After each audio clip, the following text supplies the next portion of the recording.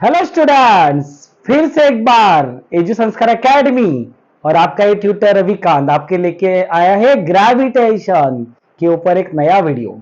ठीक है।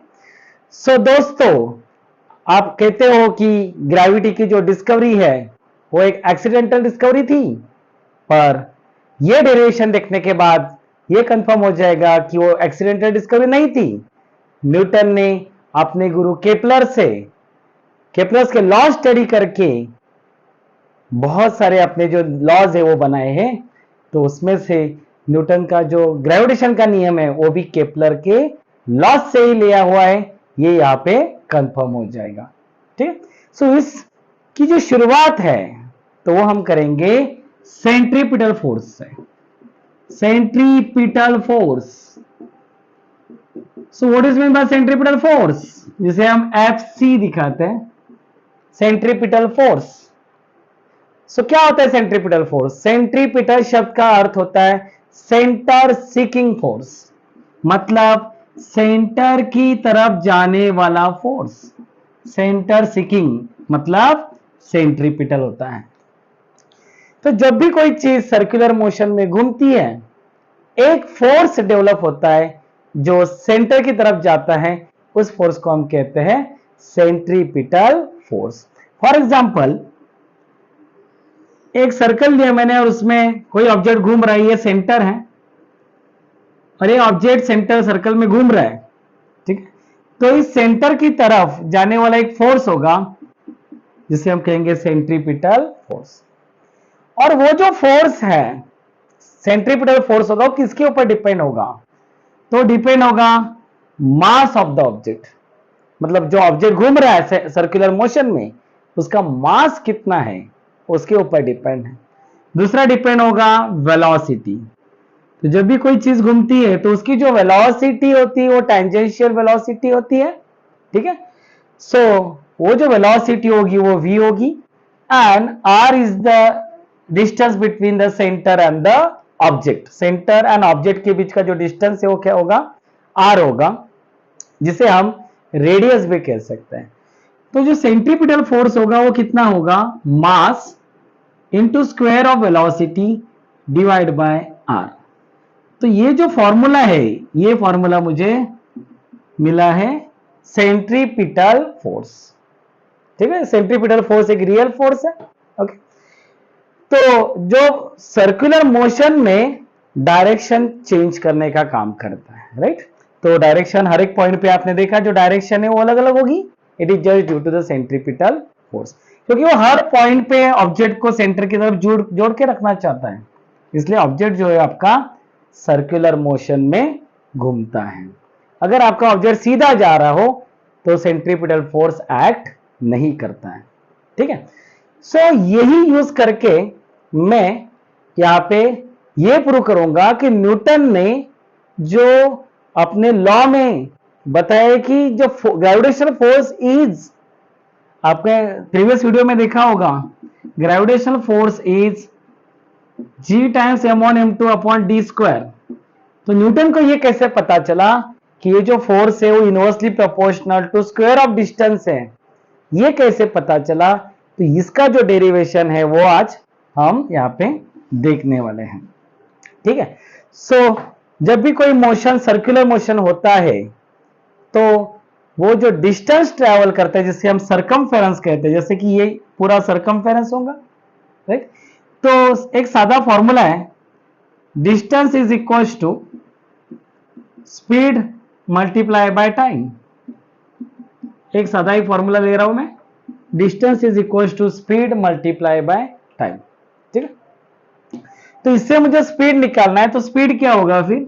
Speed is equal to, ये टाइम यहां पे मल्टीप्लाइड है, अगर आप दूसरे साइड शिफ्ट करोगे तो आपको मिलेगा डिस्टेंस अपॉन टाइम। स्पीड का जो फॉर्मूला है वो मिलेगा आपको डिस्टेंस अपॉन टाइम। अब ये ऑब्जेक्ट अगर गोल घूम रहा है तो कितना समय लेगा वो कंप्लीट रिवॉल्यूशन करने में? Let's say it is time T. तो यहां पे जो टाइम है एक रिवॉल्यूशन करने में लग रहा है टी। और जब भी आपका पार्टिकल या ऑब्जेक्ट एक कंप्लीट सर्कुलर रोटेशन करेगा, रिवॉल्यूशन करेगा, तो उस जो डिस्टेंस वो ट्रेवल करेगा वो डिस्टेंस होगा उसका सरकमफेरेंस, मतलब यहां से स्टार्ट करके यहीं पे आ गया तो जो सरकमफेरेंस होगा वो होगा 2 pi r. 2 pi r is the circumference of the circle, और वही उसका क्या होगा, डिस्टेंस भी होगा। तो अगर मैं यहाँ पे वैल्यू पुट करूं तो मुझे वैल्यू मिलेगी v is equal to distance upon time, so distance is 2 pi R and time is t। So let's say this is equation number 2। तो मुझे इक्वेशन नंबर 2 मिल गया यहाँ पे, ओके, फॉर द स्पीड और इन अ सर्कुलर मोशन। तो मैं यहाँ पे स्पीड ले रहा हूं, ठीक है, एंड वो होगा 2 पाई आर अपॉन t। अभी मेरे पास जो इक्वेशन नंबर 1 है उसमें मैं v के जगह पे 2 pi R upon T put करूंगा। तो force is equal to M and A R मैं एज इट इज रखूंगा, और जो v है v स्क्वायर उसके जगह पे क्या करूंगा, v के जगह पे क्या करूंगा 2 पाई आर अपॉन टी डाल दूंगा। पर यहां पे v का स्क्वायर होने के कारण मैं यहां पे स्क्वायर लिखूंगा, ठीक है। अभी मैं इसे सॉल्व करूंगा।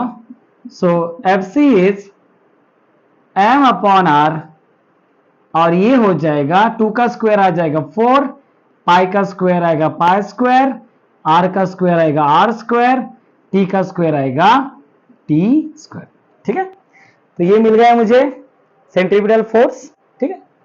अभी मैं क्या करूंगा, यहां पे आर है, यहां पे भी आर स्क्वायर है, तो एक आर जो है आप कट कर सकते हैं न्यूमरेटर से, तो ये तो गायब हो जाएगा और इसका एक आर बचेगा। 4 पाई स्क्वायर बाहर आ जाएगा, 4 pi square M into R divide by T square. ये जो है ये मुझे फॉर्मूला अभी यहां पे मिल चुका है। पर मुझे यहां पे क्या यूज करना है, Kepler's third law of planetary motion. तो केप्लर का जो थर्ड लॉ है वो क्या है, T square upon R cube is equal to constant. ये केप्लर का तीसरा नियम है, Kepler's third law of planetary motion, और ये नियम आपको यहां पे लगाना है। तो आप बोलोगे सर टी स्क्वायर तो है यहां पे, पर आर क्यूब कहीं पे दिख नहीं रहा है हमको। तो मैं क्या करूंगा, divide and multiply by R square करूंगा टू माय इक्वेशन नंबर 3। तो ये जो मेरा इक्वेशन नंबर 3 है उसे क्या करूंगा मैं, divide and multiply by R square करूंगा, ठीक है। तो centripetal force is equal to 4 pi square upon T square into M into R. ये आपका ऑलरेडी टर्म था, तो मैंने क्या कर दिया, इसे मल्टीप्लाई बाय आर स्क्वायर किया एंड इसे डिवाइड बाय भी आर स्क्वायर किया। तो जैसे मैंने इसको किया क्या हो गया, ये 4 pi square M R into R square बनेगा R cube upon T square R square आ गया, ठीक है, यस। तो ये आ गया मेरा इक्वेशन। अभी मैं क्या करूंगा, इस आर क्यूब को उठा के इसके नीचे रखूंगा।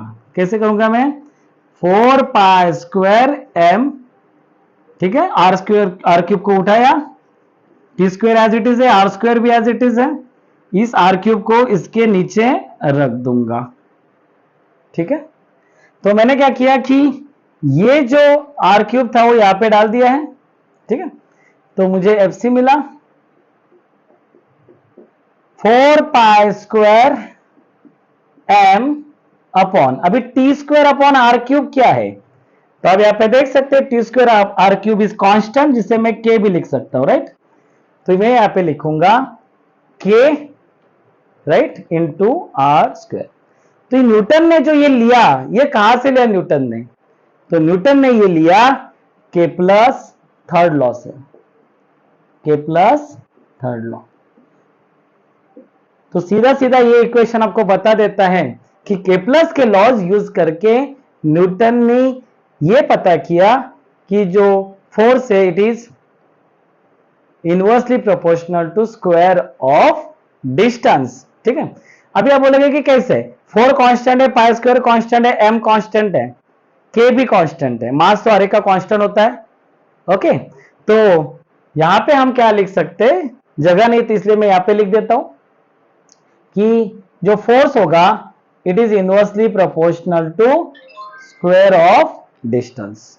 ठीक है, inversely proportional to square of distance, क्योंकि ये कांस्टेंट है, मास भी कांस्टेंट होता है, पाई स्क्वायर ऑलरेडी कांस्टेंट होता है, पाई भी कांस्टेंट है, 4 कांस्टेंट है, सभी टर्म्स कांस्टेंट है, एक ही टर्म है वो है r, और वो जो r है r स्क्वायर जो है उसके इनवर्सली प्रोपोर्शनल में आपका फोर्स होता है। ये न्यूटन ने यहां पे प्रूव किया है, और यही फिर कंसेप्ट न्यूटन ने अपने न्यूटन्स लॉ ऑफ ग्रेविटेशन में यूज किया और प्रूव किया, जो हमने प्रीवियस वीडियो में देखा था। ओके स्टूडेंट्स, आपको समझ में आ गया सब? ओके, तो सेंट्रीपिटल फोर्स से स्टार्ट करके हम फाइनली पहुंच गए यहाँ पे कि the force is inversely proportional to square of distance. ठीक है, okay, you got the concept. चलो, तो फिर नेक्स्ट वीडियो में और आगे का कंसेप्ट हम क्लियर करेंगे। तब तक के लिए goodbye and thank you.